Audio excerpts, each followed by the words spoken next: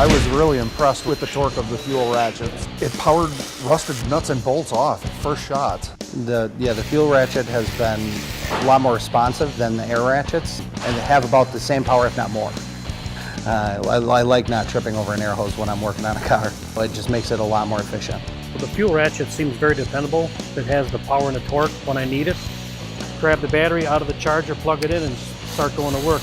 Using the fuel ratchets, they're not as bulky as some of the air tools out there, and they feel a little more balanced. You can get into tighter areas versus the air ratchet. Compact design, the head is small, fitted in tight spots. The compact size of it allows me to get into tighter spaces that I normally wouldn't get into, especially not having a hose attached to the end. I find it to be a lot more maneuverable.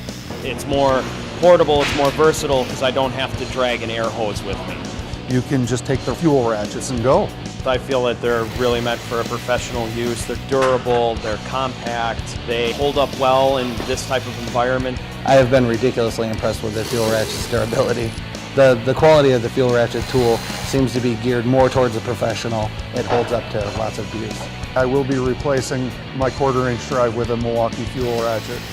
I'd use it. I've been turning a wrench for many, many years, and I haven't found anything better out there that will do what it needs to do.